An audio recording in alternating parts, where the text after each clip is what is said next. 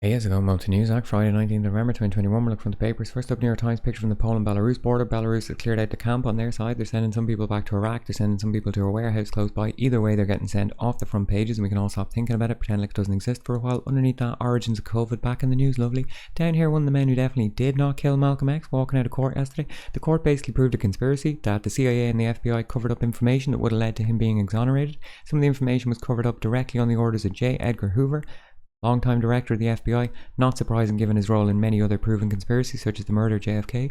USA Today, protests on campus, Kyle Rittenhouse. Down here, this man runs Florida's only legal syringe exchange service, so he's out there doing his bit to stop HIV transmission. Fair play to him. Wall Street Journal, Belarus migrants forward moving into chip making. Good money in that these days. Down here, Turkish lira's fall threatens Erdogan. Erdogan has taken monetary policy into his own hands. Seems to be not going too well. Grandma from Cuba, quote from Fidel down the bottom. Defense is not only developed to face an aggression, it is also developed to avoid an aggression. Wise words. Thank you, Fidel. Star of South Africa, true crime. Jerusalem Post, huge security breach at Gantz's home. That's the defense minister. Story here is apparently that some lad who was working for Gantz went on Telegram, contacted an Iranian hacker group and said, yeah, I can sell you some state secrets. Show me the money. That's the story anyway, according to Israel. So the Hindu, bankers must support job creators, says Modi. Isn't that what they've always done? The Australian economy, some kind of hardcore nostalgia porn. Global Times from China. That's the new Anti-Monopoly Bureau in Beijing, the stated aim of which is to maintain free competition of the market. Good to see China finally coming around to our filthy Western ways. Welcome to the club. Irish Examiner, COVID, true crime, Irish Times. COVID, entertainment, true crime, loyalists in ghettos haven't a clue about the protocol, says Ahern. Bertie Ahern, of course, famously corrupt and filthy politician from back in the day, used to be the Prime Minister of Ireland, talking about the North, saying that loyalists who live in ghettos haven't got a clue about how the Northern Ireland protocol works. I'm sure that's going to go down well north of the border. Irish Daily Mail, Meghan, Garth, teachers out sick, fair play. Irish Sun, Meghan, true crime, Belfast Telegraph, entertainment, price stuff going up. There's Bertie Ahern again. Herald from Scotland, Nicola Sturgeon looking well, love to see it. Far right is the biggest terrorist threat in Scotland. More referrals for white extremism than Islamist radicals figures show. Of course, same in every other Western country. Financial Times, Putin warns over Ukraine. Fresh Turkey rate cut sends lira to new low and stokes inflation fears. Currency down 30% this year. Crazy. Move mystifies economists. Apparently Erdogan is himself personally controlling the monetary policy of Turkey now, so let's see how that goes. I am very interested. Bottom left, Russian missile test blows hole in the new space race.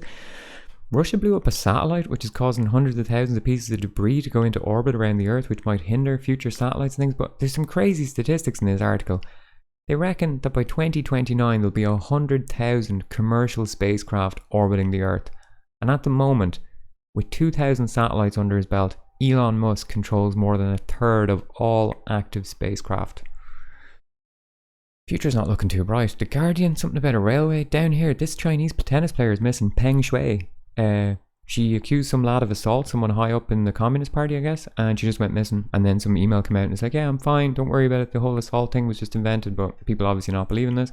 Times, there's the future King of England on a holiday to Egypt for some goddamn reason with the future Queen Consort of England. No sign of his brother, Prince Andrew, still wanted for questioning regarding his relationship. People billionaire finds here Jeffrey Epstein, RIP. Patel blames the EU for mass migration in the channel. Of course, it's the EU's fault. It's not the fault of Britain for supporting loads of wars in the Middle East and driving the flow of migrants back home, is it? The Independent, 4 stories on the top.